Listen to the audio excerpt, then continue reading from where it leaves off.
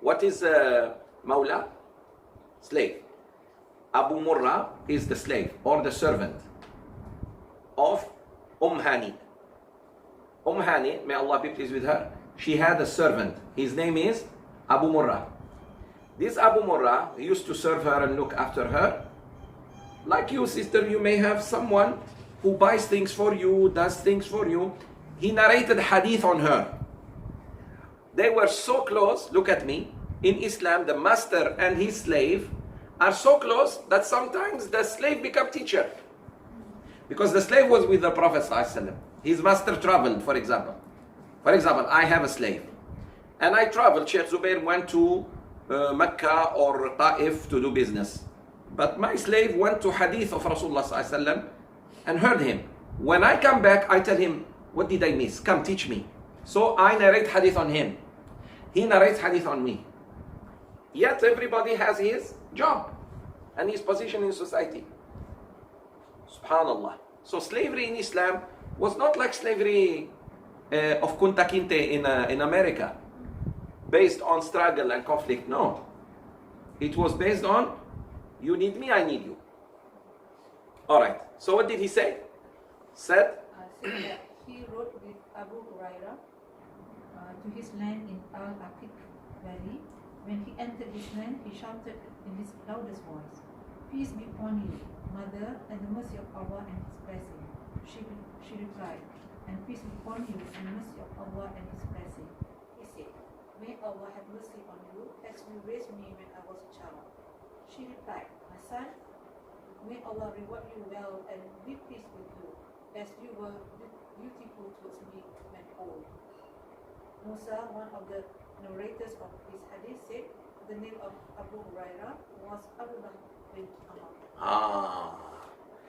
He said, I never forget when I went with Abu Huraira radiallahu to a land he had. And in that land, nice land, orchid. Like nice, beautiful oasis. So he was looking for his mom. His mom lived there. So he said, Assalamu alaikum wa rahmatullahi wa barakatuh, mother. The Malay version, Assalamu alaikum. That's the Malay version. I love that. Anyways, so he said, Mother, Assalamu alaikum, meaning, where are you? She said, Wa alaykum assalam wa rahmatullahi wa barakatuh. Then he said, may Allah reward you for raising me. She said, may Allah bless you and reward you for being a good son. That is already a nice way. We never told our mother, I really appreciate you raised me. So, meaning, that's how we should be with parents. Mom, may Allah bless you. Hug her, give her a hug. She may not feel, but she likes it. She loves it. That Mom, you are everything for me. It's okay. Why not? Why not show affection? When people show affection to us, if someone meets me and say, Sheikh, Jazakallah khair for all what you're teaching us, I'd be like, wow, Alhamdulillah. Some people I really appreciate. Why we don't say that?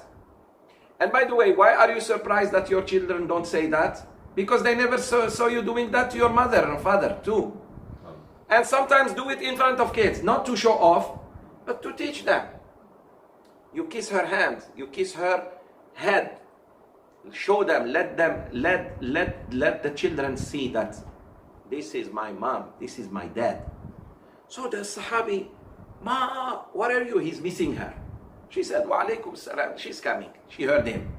And then he says, may Allah reward you for raising me. She said, may Allah reward you for being good son. That's also how parents should talk to their child. Because, by the way, I have to tell you this. Sometimes some parents don't understand, say, why my children are not nice to me? Because you were never there for them. Some mothers also neglected their sons and daughters. Honestly. That's why the mistake, I told you sisters, when you work, be careful. Please be careful.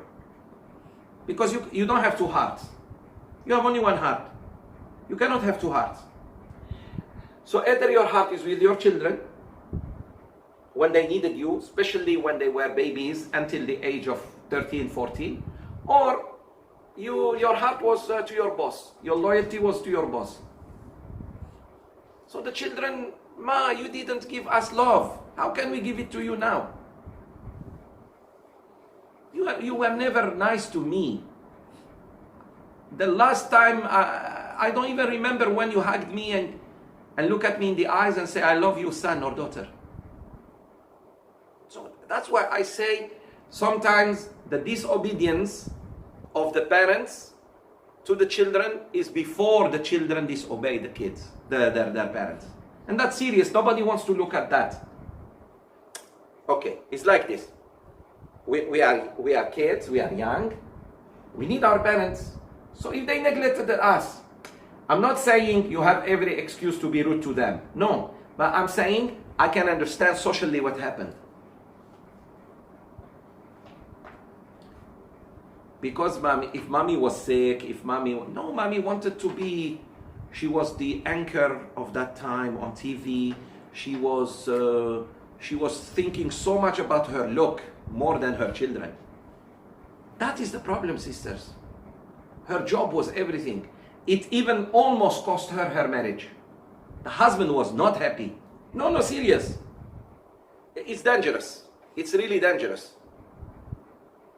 But we need to look at what makes that behavior like that.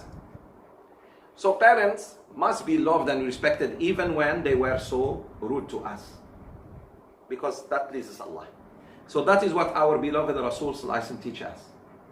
If he didn't teach us this, we wouldn't know and we wouldn't care. Right or wrong? So that's his ethics. That's his ethics.